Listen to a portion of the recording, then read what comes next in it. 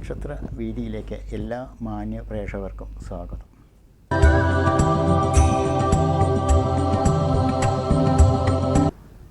ഈ മാസത്തിലെ നക്ഷത്രമണ്ഡല പരിപാടിയിൽ പ്രത്യേകിച്ചും മീനമാസം 1-ാം തീയതി മുതൽ 30-ാം തീയതി കൂടി വരുന്ന ദിവസങ്ങളിൽ അശ്വതി മുതൽ രേവതി വരെ വരുന്ന 27 നക്ഷത്രക്കാർക്ക് ഈ മാസത്തിലെ ഗ്രഹസഞ്ചാരങ്ങൾ കൊണ്ടുവരുന്ന ഗുണദോഷങ്ങളെക്കുറിച്ച് തന്നെയാണ് ആദ്യമായി കാണേണ്ടത്. ഇപ്പോൾ അശ്വതി, ഭരണി, കാർത്തിക കാൽഭാഗം വരുന്ന മേടം രാശിക്കാരെ സംബന്ധിച്ച് വ്യാഴം ലഗ്നത്തിൽ തന്നെയാണ് സഞ്ചരിച്ചുകൊണ്ടിരിക്കുന്നത്. 12-ൽ രാഹുവും സഞ്ചരിച്ചുകൊണ്ടിരിക്കുന്നുണ്ട്. ലഗ്നാധിപനാവുന്ന ചൊവ്വ മൗഢ്യത്തിലുമാണ്. ഇങ്ങനെ വരുമ്പോൾ ഈ നക്ഷത്രക്കാരെ സംബന്ധിച്ച് ഒരുപാട് സന്തോഷത്തിനൊന്നും സമയങ്ങളില്ല. എങ്കിലും ഒരുപാട് തർക്കങ്ങളുണ്ടെങ്കിലും അത് കാര്യം സാധിക്കുന്നൊരവസ്ഥയിൽ കൂടെ തന്നെയാണ് കാണേണ്ടത്. അപ്പോൾ അങ്ങനെ പറയുമ്പോൾ സമ്മിശ്ര ഫലങ്ങളായിട്ടാണ് മേടൻ രാശിക്കാരെക്കുറിച്ച് വിലയിരുത്തേണ്ടത്. അങ്ങനെ വരുമ്പോൾ മേടൻ രാശിക്കാരുടെ ഗുണഫലങ്ങളും ദോഷഫലങ്ങളും വേറിട്ട് നിൽക്കുന്ന ഈ അവസരങ്ങളിൽ ദോഷഫലങ്ങൾക്ക് പരിഹാരമാണ് നമ്മൾ തീർച്ചയായിട്ടും കാണേണ്ടത്. അങ്ങനെ ഈ ദോഷഫലങ്ങൾക്ക് പരിഹാരം കാണുമ്പോൾ മേടൻ രാശിയുടെ അധിപനായി വരുന്ന ചൊവ്വ ഒരു മൗഢ്യത്തിൽ തന്നെയാണ്. അപ്പോൾ ലഗ്നവ്യാഴം കൊണ്ട് ഒരുപാട് ഗുണാനുഭവങ്ങളൊന്നും ഉണ്ടാവില്ല. അപ്പോൾ ഈ ചൊവ്വ എന്ന ഗ്രഹം, അതായത് ഭഗവതി തന്നെയാണ് ചൊവ്വ ഗ്രഹത്തിൻ്റെ അധിപതി. ഇപ്പോൾ ചൊവ്വ എന്ന ഗ്രഹത്തിന് തട്ടകത്തിൽ ഭഗവതിക്ക് ഭഗവത് സേവ വഴിപാട് കഴിക്കാം.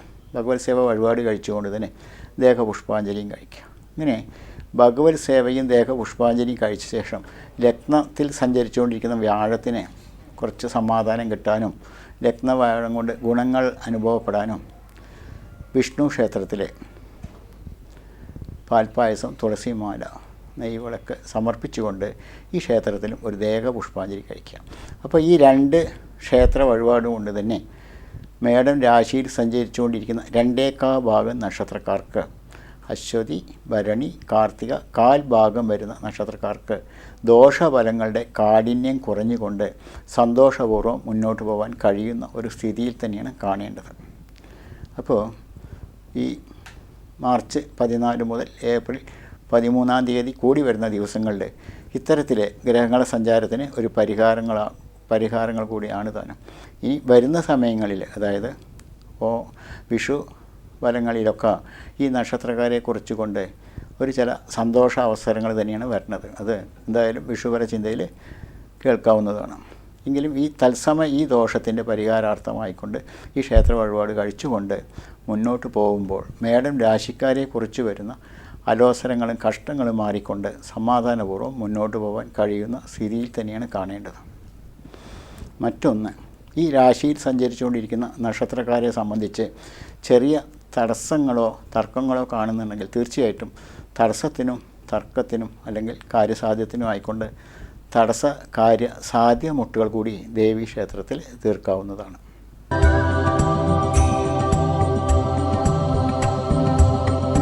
ഇടവൻ രാശിയിലെ കാർത്തിക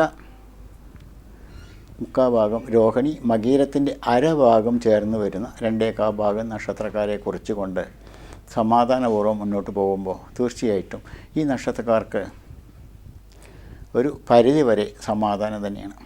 എങ്കിലും ഈ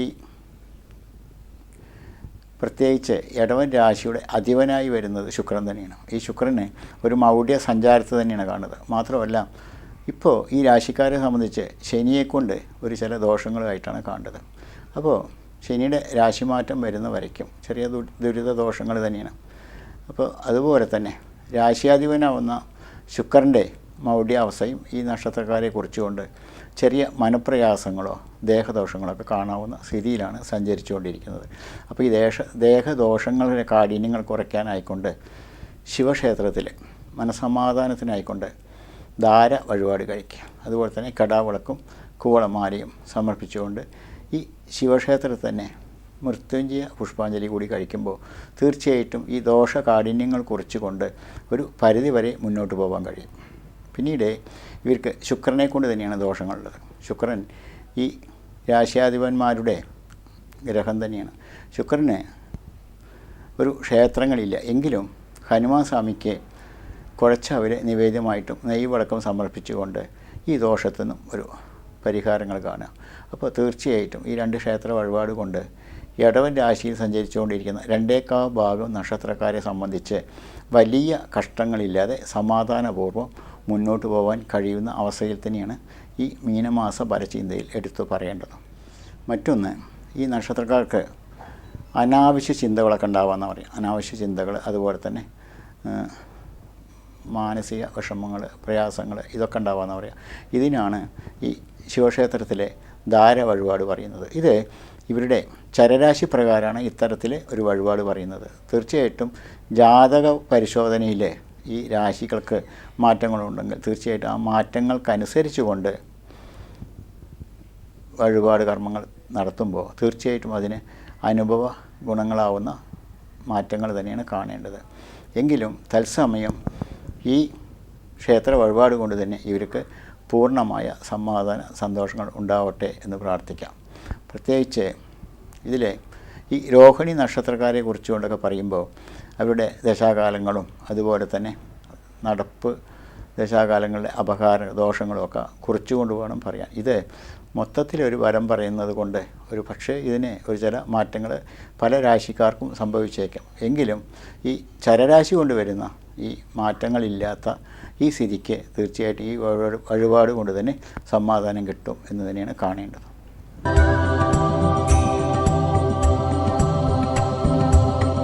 മിഥുനം രാശി.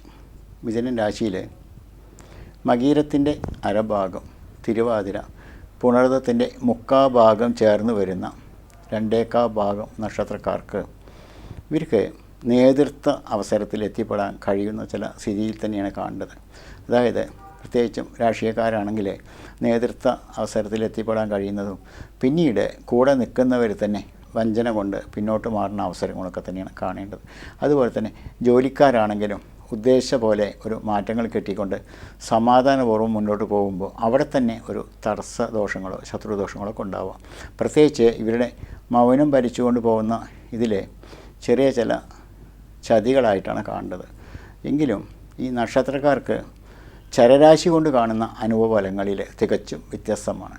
മനസമാധാനം കിട്ടുന്ന അവസരങ്ങളും അതുപോലെ തന്നെ സന്തോഷത്തോടെ മുന്നോട്ട് പോകാൻ കഴിയുന്ന അവസരങ്ങളൊക്കെ ഉള്ളതായിട്ട് തന്നെയാണ് കാണേണ്ടത്. എങ്കിലും ഈ നക്ഷത്രക്കാരുടെ ബലചിന്തയിൽ ഇത്തരത്തിൽ ചില ഗുണങ്ങൾ കാണുമ്പോഴും ഗ്രഹ അധിപനായി വരുന്നത് ബുധനാണ്. ഈ ബുധൻ്റെ മൗഢ്യ സഞ്ചാരങ്ങളും അതുപോലെ തന്നെ ഒരുപാട് വിശ്വസിച്ച് നിർത്തുന്നവരിൽ നിന്ന് വഞ്ചനകൾ കാണുന്ന അവസരങ്ങളും പ്രത്യേകിച്ച് ധനനഷ്ടങ്ങളൊക്കെ ഉണ്ടാവാവുന്ന സ്ഥിതിയിലാണ് കാണുന്നത്. അതുകൊണ്ട് തന്നെ ഈ നക്ഷത്രക്കാർ തീർച്ചയായും നരസിംഹഭാവ ക്ഷേത്രങ്ങളിലെ ശത്രു സംഹാര പുഷ്പാഞ്ജലിയും ദേവന് പാൽപ്പായസം, തുളസിമാല വഴിപാടും അതുപോലെ തന്നെ സർവ്വ ശത്രുദോഷ ദുരിതദോഷങ്ങളൊക്കെ തീരാനായിക്കൊണ്ട് പാനകം വഴിപാടും സമർപ്പിക്കാം. തീർച്ചയായിട്ടും ഇവരുടെ അലോസര കഷ്ടങ്ങളും ശത്രുദോഷങ്ങളും ചതിക്കുഴികൾ വീഴുന്ന അവസരങ്ങളൊക്കെ തീർത്തുകൊണ്ട് സമാധാനപൂർവ്വം മുന്നോട്ട് പോകാൻ കഴിയുന്ന അവസരത്തിൽ തന്നെയാണ് മിഥുന രാശിക്കാരെ കാത്തിരിക്കുന്ന വരും ദിനങ്ങൾ എന്നുള്ളത് പ്രത്യേകിച്ച് എടുത്ത് പറയേണ്ടത് തന്നെയാണ്. പ്രത്യേകിച്ചും ഇനി വരുന്ന രാശി ഫലങ്ങളിൽ, അതായത് ഏപ്രിൽ മാസത്തെ വിഷുഫല ചിന്തയിലൊക്കെ ഇവർക്ക് പ്രത്യേകിച്ച് ചില നേട്ടങ്ങളായിട്ട് തന്നെയാണ് കാണേണ്ടത്. ഈ നേട്ടങ്ങൾക്ക് വരുന്ന വരയ്ക്കും ഈ മാസത്തെ ദോഷങ്ങൾ തീർക്കാനായിട്ട് ഇവർ ഈ നരസിംഹമൂർത്തി ക്ഷേത്രം പോലുള്ള ക്ഷേത്രങ്ങൾ വഴിപാട് കർമ്മങ്ങളും പ്രാർത്ഥനകളും വിഷ്ണു പ്രാർത്ഥനകളും മന്ത്രങ്ങളുമായിട്ട് മുന്നോട്ട് പോയി സമാധാനം കിട്ടട്ടെ എന്ന് പ്രാർത്ഥിക്കാം.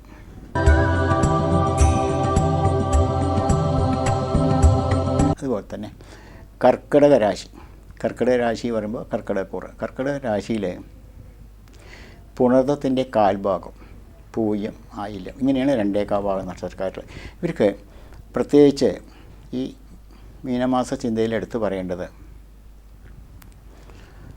സമാധാനം കുറയുന്ന ഒരു ഗ്രഹ അന്തരീക്ഷമായിട്ടാണ് കാണേണ്ടത്. സമാധാനം കുറയുന്ന ഒരു ഗ്രഹ അന്തരീക്ഷമായിട്ടാണ് ഭവനത്തിൽ കാണേണ്ടതെന്ന് പറയാം.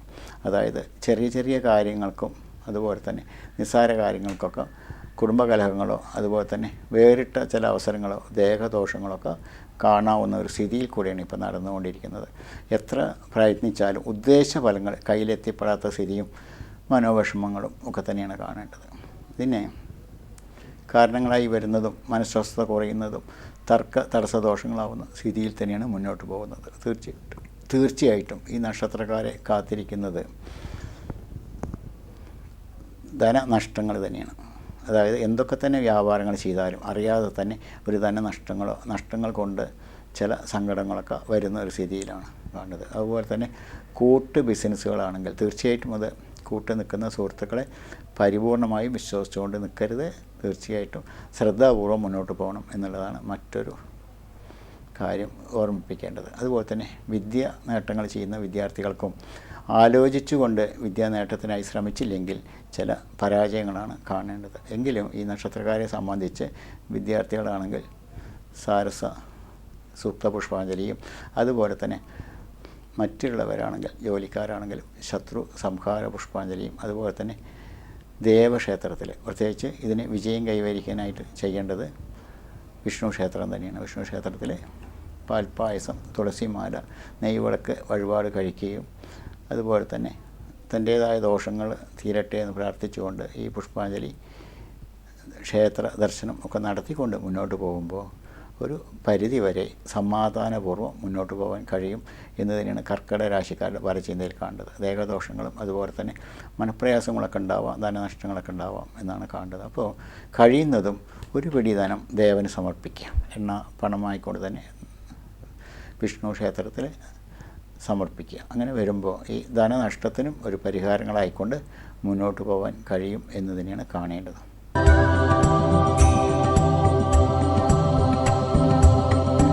ഈ കർക്കിടകം രാശി പോലെ തന്നെ ചിങ്ങം രാശിയിൽ മകം, പൂരം, ഉത്തരത്തിൻ്റെ കാൽഭാഗം വരുന്ന ചിങ്ങം രാശിക്കാരെ കുറിച്ച് പറയുകയാണെങ്കിൽ ഈ ചിങ്ങം രാശിയുടെ അധിപൻ സൂര്യൻ മീനമാസത്തിലാണ് ഇപ്പോൾ സഞ്ചരിച്ചുകൊണ്ടിരിക്കുന്നത്. അപ്പോൾ തീർച്ചയായിട്ടും ഇവർക്ക് ഉഷ്ണാധിക്യ രോഗങ്ങളും അതുപോലെ തന്നെ ഉഷ്ണരോഗങ്ങൾ അതുപോലെ തന്നെ ദേഹദോഷങ്ങൾ ഒക്കെ സംഭവിക്കാമെന്ന് പറയും. അതുപോലെ തന്നെ മനപ്രയാസം കൂടുന്ന അവസരങ്ങളും നേതൃത്വ നിലയിൽ നിന്നുകൊണ്ട് തന്നെ പിന്തള്ളപ്പെടുന്ന അവസരങ്ങളും ഒക്കെ ഉണ്ടാവാമെന്ന് പറയും. അതുപോലെ തന്നെ ശരീര സുഖക്കുറവ്, മാനസിക പ്രയാസങ്ങളും ഒക്കെ ഉടലെടുക്കുന്ന ഒരു സമയം കൂടിയാണ്. ഒരുപാട് വിശ്വസിച്ചവരിൽ നിന്ന് തന്നെ ഒരുപാട് നഷ്ടപ്പെടുത്തുന്ന അവസരങ്ങളുണ്ടാവാം എന്നൊക്കെ തന്നെയാണ് കാണേണ്ടത്. പ്രത്യേകിച്ച് മുൻദേഷ്യം കൊണ്ട് ചില കാര്യങ്ങൾ നഷ്ടപ്പെടുന്ന ഒരു സ്ഥിതി ഉണ്ടാവും. അപ്പോൾ ഈ മുൻദേഷ്യം കുറയ്ക്കുക തന്നെ വേണം. ഇതിന് എടുത്തു പറയേണ്ടത് മുൻദേഷ്യം കുറയ്ക്കുക തന്നെ വേണം. അലോസരമായിക്കൊണ്ട് ഒരു കാര്യങ്ങളും ചെയ്യരുത്. ശ്രദ്ധാപൂർവ്വം മുന്നോട്ട് പോകുമ്പോഴേ ഇത് വിജയിക്കാൻ കഴിയുള്ളൂ. പ്രത്യേകിച്ച് ജോലിക്കാരാണെങ്കിൽ ജോലിയിൽ വളരെ ശ്രദ്ധാപൂർവ്വം മുന്നോട്ട് പോയില്ലെങ്കിൽ മാനസിക പ്രയാസങ്ങളോ അല്ലെങ്കിൽ ചില ഭവിഷ്യത്തുകളോ വരാം എന്നാണ് സൂചിപ്പിക്കുന്നത്. അതുകൊണ്ട് തന്നെ ഇവരുടെ നക്ഷത്രാധിപൻ്റെ കാരുണ്യം അല്ലെങ്കിൽ സമാധാനങ്ങൾ കിട്ടാനായിക്കൊണ്ട് സൂര്യനാണ് ഇവരുടെ അധിപനായി വരുന്നത്. സൂര്യന് ഒരു ക്ഷേത്രങ്ങളില്ല. അതുകൊണ്ട് തന്നെ ഇവർ ചെയ്യേണ്ടതും ശിവക്ഷേത്രത്തിൽ തന്നെയാണ്. ശിവക്ഷേത്രത്തിൽ മനസമാധാനത്തിനായിക്കൊണ്ട് തന്നെ ഇളനീർ ധാരം, അതുപോലെ തന്നെ ദേവനൊരു നിവേദ്യം, കടാവിളക്ക് ആയുർദോഷത്തിന് സമർപ്പിച്ചുകൊണ്ട് ദേഹപുഷ്പാഞ്ജലിയും കഴിക്കുക. തീർച്ചയായിട്ടും ഈ ദോഷത്തിൻ്റെ ഒരു പരിധി വരെ സമാധാനപൂർവ്വം മുന്നോട്ട് പോകും. പിന്നീട് അതുപോലെ തന്നെ അറിയാതെ ഇവർക്ക് എപ്പോഴും ശത്രുക്കളുടെ എണ്ണങ്ങളാണ് കൂടേണ്ടത്. അതുകൊണ്ട് തന്നെ ശത്രുക്കൾ ഇവർക്ക് എന്നും ഒരു വാക്കുകൊണ്ട് തന്നെ ശത്രുക്കളുണ്ടാവാം എന്നാണ് സൂചിപ്പിക്കുന്നത്. അതുകൊണ്ട് തന്നെ ഇവർക്ക് ശത്രുക്കളുടെ എണ്ണങ്ങൾ കൂടുമ്പോൾ ഭദ്രകാളി പോലുള്ള ക്ഷേത്രങ്ങളിലെ ശത്രുമുട്ട്, ദേഹമുട്ട്, കർമ്മമുട്ട്, ദൃഷ്ടിമുട്ടുകളൊക്കെ തീർത്തുകൊണ്ട് പരിഹരിക്കുമ്പോൾ തീർച്ചയായിട്ടും ഇവർക്ക് മനസ്സിനും സമാധാനം കിട്ടുന്ന ശരീരത്തിന് സമാധാനം കിട്ടുന്ന ഒരു അവസരത്തിൽ തന്നെയാണ് കടന്നു പോകുന്നത്. ഭദ്രകാളി ക്ഷേത്രത്തിൽ വേണമെങ്കിൽ ഒരു ദേഹപുഷ്പാഞ്ജലി സമർപ്പിക്കാം. ക്ഷേത്ര ദർശനത്തോടുകൂടെ തീർച്ചയായിട്ടും ഇവർക്ക് സന്തോഷം കിട്ടും എന്ന് തന്നെയാണ് കാണേണ്ടത്.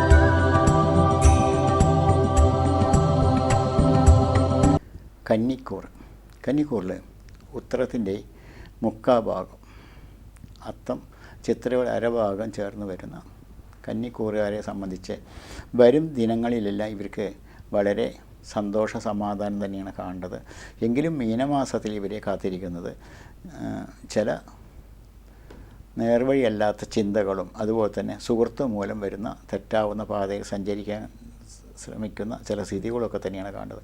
അപ്പോൾ ഈ തെറ്റായ പാതയിൽ സഞ്ചരിക്കാനുള്ള പ്രവണതകൾ സുഹൃത്തുക്കളിൽ നിന്ന് വരുന്നതും അതുകൊണ്ട് തന്നെ ചില ധനനഷ്ടങ്ങളും ഒക്കെ ഉണ്ടാവാമെന്ന് പറയും. അതുകൊണ്ട് ആപത്തുകളോ അല്ലെങ്കിൽ പരസഹായം ഇല്ലാതെ തന്നെ സ്വയം ചെയ്യാൻ പറ്റുന്ന ഒരുപാട് കാര്യങ്ങൾ പരസഹായത്തോടെ ചെയ്യേണ്ട ഒരു അവസരങ്ങൾ വരിക. അതായത് മനസ്സിന് കഴിവില്ല എന്ന് തോന്നിച്ചുകൊണ്ട് മറ്റുള്ളവരുടെ സഹായം തേടുന്ന അവസരങ്ങൾ വരിക. അങ്ങനെയൊക്കെയാണ് കാണേണ്ടത്. ഇവരുടെ അധിപനായി വരുന്നത് ബുധൻ തന്നെയാണ്. കന്നിക്കൂറിൻ്റെ അധിപനായി വരുന്നത് ബുധൻ തന്നെയാണ്. ബുധൻ മൗഢ്യത്തിലുമാണ് സഞ്ചരിച്ചുകൊണ്ടിരിക്കുന്നത്. അപ്പോൾ ബുധനെ കൊണ്ടും ചില ബുദ്ധിമുട്ടുകൾ ഉണ്ടാവാമെന്ന് പറയാം. മറ്റൊന്ന് ഇവിടെ 2ാം ഭാവാധിപനും ശുക്രൻ തന്നെയാണ്. അപ്പോൾ അറിയാതെ വരുന്ന ശത്രുദോഷങ്ങളും അതുപോലെ തന്നെ മാനഹാനികളും തർക്കങ്ങളൊക്കെ ഉണ്ടാവാമെന്ന് പറയാം. അപ്പോൾ ഇവർ തീർച്ചയായിട്ടും ചെയ്യേണ്ടതും നരസിംഹമൂർത്തി പോലുള്ള ക്ഷേത്രങ്ങളിൽ പാൽപ്പായസം, തുളസിമാല, നെയ്യ് സമർപ്പിച്ചുകൊണ്ട് ദേവനെ ഒരു ദേഹപുഷ്പാഞ്ജലി കഴിച്ചുകൊണ്ട് ശത്രുദോഷത്തിനെ മാറ്റാനായിട്ട് പാനകം വഴിപാട് സമർപ്പിക്കുക എന്ന് പറയും. അപ്പോൾ തീർച്ചയായിട്ടും ഈ ദോഷത്തിൻ്റെ കാഠിന്യങ്ങൾ കുറഞ്ഞുകൊണ്ട് സ്വയം പര്യാപ്തമാവുന്ന അവസരത്തിൽ എത്തിപ്പെടട്ടെ എന്ന് ദേവനോട് പ്രാർത്ഥിക്കുമ്പോൾ സ്വയം ചെയ്യാൻ കഴിയുന്ന കാര്യങ്ങളൊക്കെ ശ്രദ്ധാപൂർവം ചെയ്യാൻ കഴിയും. മറ്റൊന്ന്, ഇവർക്ക് വാക്കുകൊണ്ടോ അല്ലെങ്കിൽ ചില പ്രവൃത്തി കൊണ്ടോ മാനഹാനികളോ ദുരിതങ്ങളോ വരുന്നതും ശുക്രനെ കൊണ്ടാണ് കാണേണ്ടത്. ശുക്രന് ഒരു ക്ഷേത്രങ്ങളില്ലാത്തത് കൊണ്ട് ഇവർക്ക് തത്സമയം ഈ ദോഷങ്ങൾ തീർക്കാനായിട്ട് മുരുകൻ ക്ഷേത്രം പോലെയുള്ള ക്ഷേത്രങ്ങളിൽ പാലാഭിഷേകം, അതുപോലെ തന്നെ ദേവന് മുന്നിൽ ഒരു പുഷ്പാഞ്ജലിയും കഴിക്കുക. അപ്പോൾ തീർച്ചയായിട്ടും ഈ പാലാഭിഷേകവും ഈ പുഷ്പാഞ്ജലിയും ദേവൻ്റെ മുന്നിൽ സുബ്രഹ്മണ്യ സ്വാമി ക്ഷേത്രത്തിൽ സമർപ്പിക്കുമ്പോൾ ഈ ദോഷത്തിൻ്റെ കാഠിന്യങ്ങൾ കുറഞ്ഞുകൊണ്ടും സന്തോഷപൂർവ്വം മുന്നോട്ട് പോകാൻ കഴിയും എന്ന് തന്നെയാണ് കന്നിക്കൂറുകാരുടെ 2 ഭാഗ നക്ഷത്രക്കാരുടെ വിലയിരുത്തൽ കാണേണ്ടത്.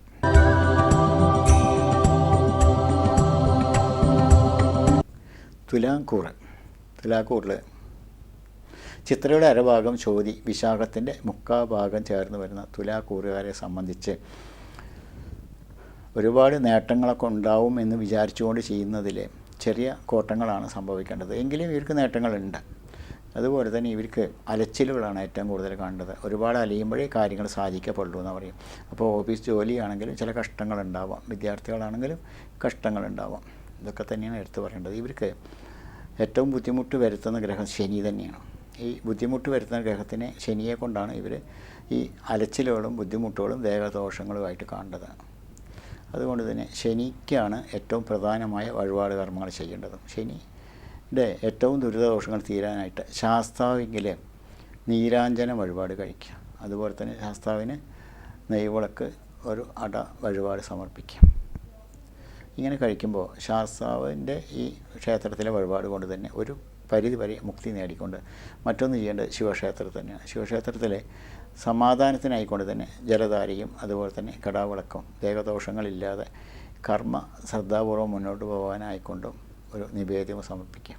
ഈ ശാസ്താക്ഷേത്രത്തിലും ശിവക്ഷേത്രത്തിലും കഴിക്കുന്ന ഈ 2 വഴിപാട് കർമ്മങ്ങൾ കൊണ്ട് തന്നെ ഈ തുലാം രാശിയിൽ വരുന്ന നക്ഷത്രക്കാരെ സംബന്ധിച്ച് കഠിന ദോഷങ്ങളാവുന്നതിൽ നിന്ന് മുക്തി നേടിക്കൊണ്ട് സന്തോഷപൂർവ്വം മുന്നോട്ട് പോകാൻ കഴിയും എന്ന് തന്നെയാണ് ഈ മീനമാസത്തിൻ്റെ പരചിന്തയിൽ വിലയിരുത്തേണ്ടത്. എങ്കിലും ഇവരെ ധനങ്ങൾ കൈകാര്യം ചെയ്യുമ്പോഴോ അതുപോലെ തന്നെ ധനവിഷയങ്ങളിൽ കൈകാര്യം ചെയ്യുമ്പോഴൊക്കെ വളരെ ശ്രദ്ധാപൂർവ്വം സൂക്ഷിച്ച് കൈകാര്യങ്ങൾ ചെയ്തില്ലെങ്കിൽ അത് പിന്നീട് ഒരു ക്ലേശത്തിന് ഇടയാവും എന്നുള്ളതും കൂടി പ്രത്യേകം സൂക്ഷിക്കേണ്ടതാണ്. അതുപോലെ തന്നെ ഇവരുടെ നടപ്പ് ദശ കൂടി കണക്കിലെടുത്തുകൊണ്ടാണ് ഇവർ ഇതിൻ്റെ ബലത്തിൽ ഏറ്റവും മുന്നിട്ട് നിൽക്കേണ്ടതും. അങ്ങനെ നടപ്പ് ദശ കാണുമ്പോൾ തീർച്ചയായിട്ടും ഇത് ഇവരുടെ ജാതക പരിശോധനയിലൂടെയാണ് തീർത്തും പറയാൻ കഴിയുള്ളൂ.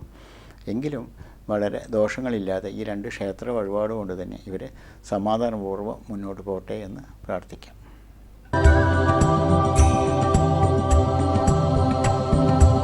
വൃശ്ചിക രാശിയിലെ വിശാഖത്തിൻ്റെ കാൽഭാഗം, അനിഴം, തൃക്കേട്ടം, ഇങ്ങനെയാണ് 2 ഭാഗം. ഈ നക്ഷത്രക്കാരെ കാത്തിരിക്കുന്നതൊക്കെ തരക്കേടില്ലാത്ത ഒരു സമയം തന്നെയാണ്. എങ്കിലും ഇവരുടെ തരക്കേടില്ലാത്ത ഒരു സമയം ചരരാശി പ്രകാരമാണ് കാണുന്നത്. എങ്കിലും ഇവർക്ക് അറിയാതെ വരുന്ന മനക്ലേശങ്ങളോ ദുരിതങ്ങളൊക്കെ ഉണ്ടാവാമെന്ന് പറയും.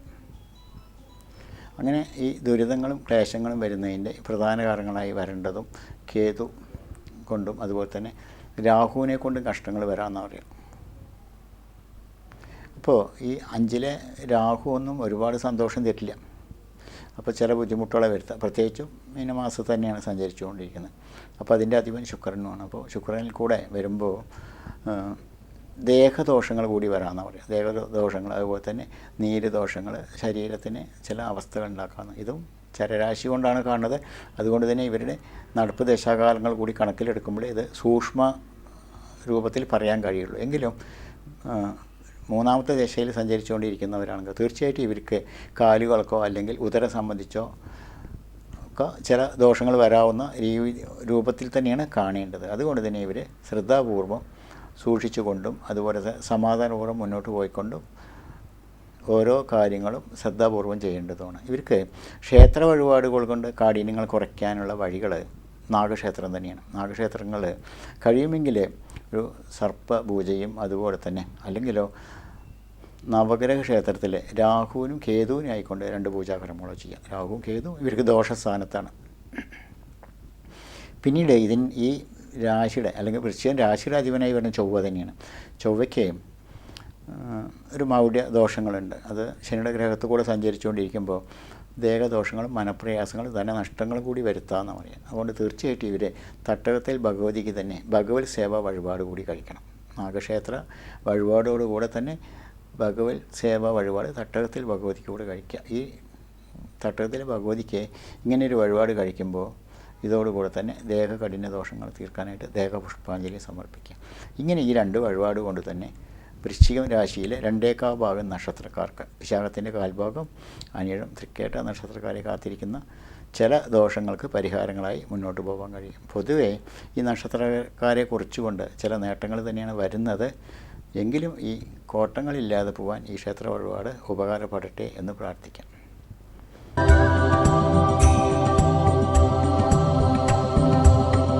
പിന്നീട് ധനുരാശിയാണ്.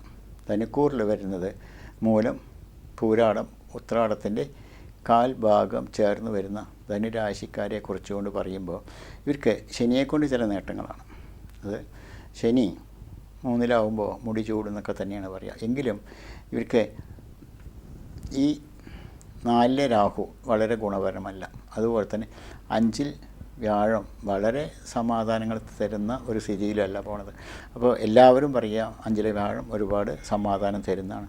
അപ്പോൾ എന്തുകൊണ്ടാണ് ഈ തരാത്തത് എന്ന് കൂടി കാണുമ്പോൾ വ്യാഴത്തിൻ്റെ സഞ്ചാരഭാവം ചൊവ്വയിലാണല്ലോ, ചൊവ്വയുടെ ഗ്രഹത്തിലാണ്. അപ്പോൾ ചൊവ്വ നീചഭാവത്തിലാണ്. വ്യാഴത്തെ സംബന്ധിച്ച് മേടൻ രാശിയിൽ സഞ്ചരിച്ചുകൊണ്ടിരിക്കുന്ന വ്യാഴം അനുകൂലത്തിലല്ല. അപ്പോൾ അത് ചെറിയൊരു ദോഷങ്ങൾ വരുത്തും. വ്യാഴം അനുകൂലത്തിലാണെങ്കിലും സഞ്ചരിക്കുന്ന രീതിയിൽ അല്ലെങ്കിൽ ചൊവ്വയുടെ ഗ്രഹത്തിലായതുകൊണ്ട് തന്നെ വളരെ ഉദ്ദേശഫലങ്ങളൊന്നും കിട്ടില്ല എന്ന് പറയുന്ന ദോഷമില്ല, അങ്ങനെ കാണാവൂ. അതുപോലെ തന്നെ ശനിയെക്കൊണ്ട് ദോഷമില്ല. പക്ഷേ 4-ൽ വരുന്ന രാഹു ഇവർക്ക് ദോഷം തന്നെയാണ്. അപ്പോൾ എന്താ അങ്ങനെ വരിക പറയുക, വീട്ടിൽ അല്ലെങ്കിൽ കുടുംബ ബന്ധങ്ങളിൽ വരുന്ന ചില ശത്രുദോഷങ്ങളോ അല്ലെങ്കിൽ ചില അകൽച്ചകളോ ഒക്കെ ഉണ്ടാവുകയെന്ന് പറയാം. മാത്രമല്ല ഈ രാഹു സഞ്ചരിച്ചുകൊണ്ടിരിക്കുന്നത് മീനൻ രാശിയിലാണ്. അപ്പോൾ ജലഭയം, ജലം കൊണ്ട് വരുന്ന ദോഷങ്ങൾ, അതുപോലെ തന്നെ ശരീരത്തിന് നീർദോഷങ്ങൾ, നീർക്കെട്ട് ദോഷങ്ങളൊക്കെ സംഭവിക്കാമെന്നാണ് ഇതുകൊണ്ട് കാണുന്നത്.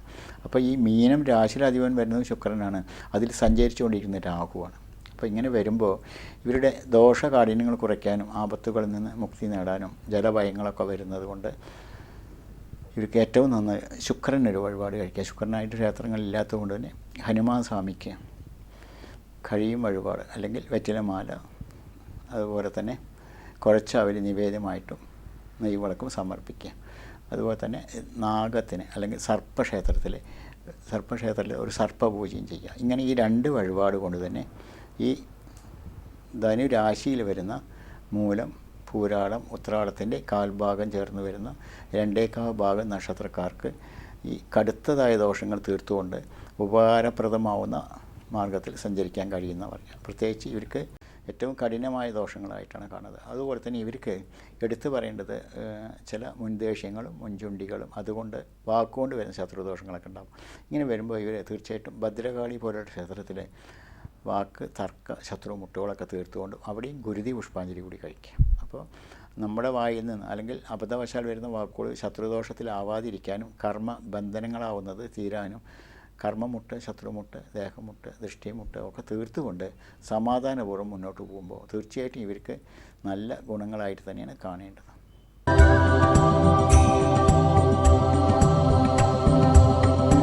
മകരം രാശിയിലെ ഉത്രാടത്തിൻ്റെ 3/4 ഭാഗം, തിരുവോണം, അവിട്ടത്തിൻ്റെ അരഭാഗം ചേർന്ന് വരുന്ന മകരക്കൂറുകാരെ സംബന്ധിച്ച് പറയുകയാണെങ്കിൽ ശനി 7.5 ശനി തന്നെയാണല്ലോ. പ്രത്യേകിച്ച് അതുപോലെ തന്നെ ഇവിടെ മകരത്തിൻ്റെ അധിപനായി വരുന്നത് ശനി തന്നെയാണ്. ശനിയുടെ സഞ്ചാരം കുംഭത്തിലാണ്.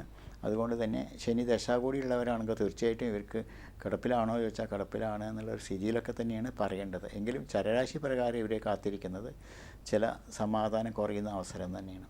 അതുപോലെ തന്നെ വേണ്ടപ്പെട്ടവരിൽ നിന്നോ അല്ലെങ്കിൽ കുടുംബ ബന്ധത്തിൽ നിന്നോ ദേഹദോഷങ്ങൾ, ശത്രുദോഷങ്ങൾ, മരണഭീതികളൊക്കെ കേൾക്കേണ്ട ഒരവസരത്തിൽ തന്നെയാണ്. എന്നാൽ ഇതിൽ ഇവരെ വേറിട്ട് നിൽക്കുന്നത്, അതുപോലെ തന്നെ ഇവർക്ക് 3-ൽ വരുന്ന രാഹു, 4-ൽ വരുന്ന വ്യാഴമൊക്കെ അനിഷ്ടഭാവത്തിൽ കൂടെ തന്നെയാണ് സഞ്ചരിച്ചുകൊണ്ടിരിക്കുന്നത്.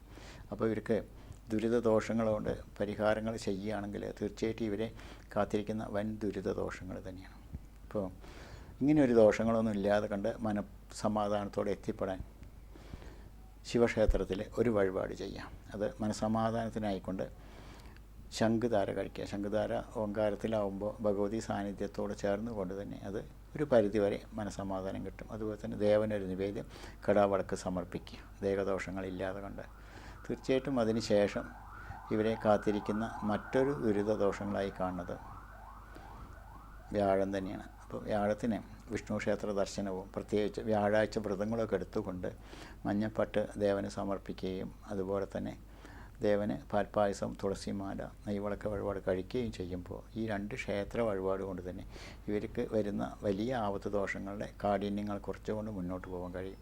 ഇതിൽ തന്നെ വ്യാപാരികളാണെങ്കിൽ വ്യാപാര ക്രമത്തിൽ വരുന്ന ചില കുറച്ചിലുകൾ അതുപോലെ തന്നെ വരുന്നത് കൊണ്ട് തീർച്ചയായിട്ടും ഇവർക്ക് ഈ കർമ്മം, അതുപോലെ തന്നെ മനസ്സമാധാനം, ദേഹം, ദുരിതദോഷങ്ങൾ ഒക്കെ തീരാനായിക്കൊണ്ട് ക്ഷേത്രമുട്ടുകൾ തീർക്കാമെന്ന് പറയുക. അപ്പോൾ അത് തൊഴിലിന്, അതുപോലെ തന്നെ ദേഹത്തിന്, അതുപോലെ തന്നെ കാര്യസാധ്യത്തിനൊക്കെ ദേവീക്ഷേത്ര മുട്ടുകൾ തീർത്തുകൊണ്ടും അതുപോലെ തന്നെ അറിയാതെ വരുന്ന ആപത്ത് ദോഷങ്ങൾക്ക് വേണ്ടി വഴിപാടുകൾ കൂടി കഴിക്കുമ്പോൾ ഒരു പരിധിവരെ മനസ്സമാധാനം കിട്ടി മുന്നോട്ട് പോകാൻ കഴിയും എന്ന് തന്നെയാണ് കാണേണ്ടത്.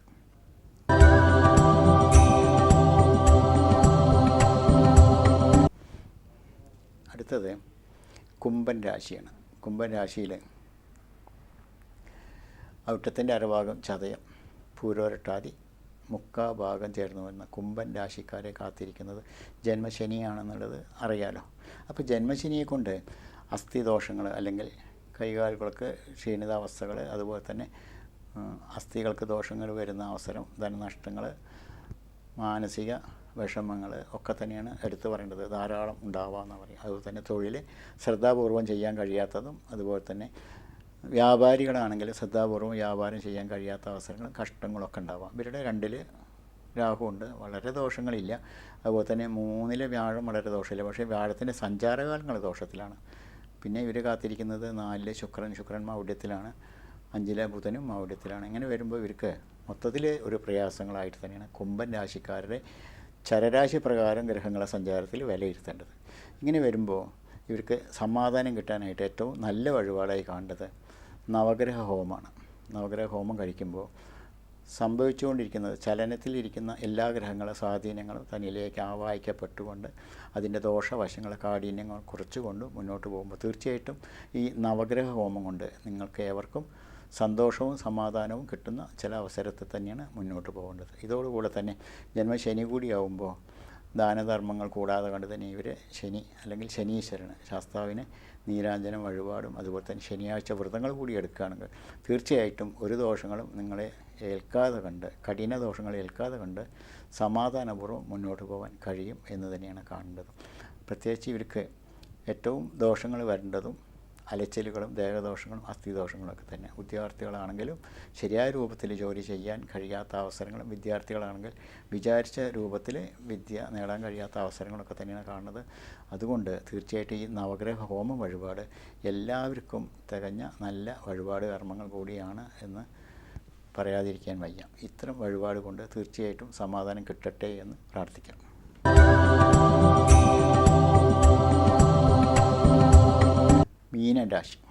മീനരാശിയിൽ പൂരോരട്ടാതി കാൽഭാഗം, ഉത്രട്ടാതി, രേവതി, ഇങ്ങനെയാണ് 2 ഭാഗം നക്ഷത്രക്കാരുള്ളത്. ഈ 2 ഭാഗം നക്ഷത്രക്കാരെ സംബന്ധിച്ച് ഇപ്പോൾ വരും കാലങ്ങളിൽ സമാധാനം തന്നെയാണ് കാണേണ്ടത്. എങ്കിലും ഇവരുടെ മീനം രാശിയുടെ അധിപൻ ചെറിയ ചില മൗഢ്യങ്ങളും അതുപോലെ തന്നെ ഇവരുടെ 2-ൽ വ്യാഴം കൊണ്ട് വിചാരിച്ച ഫലങ്ങൾ കിട്ടാത്ത ചില അവസരങ്ങളൊക്കെ ഉണ്ട്.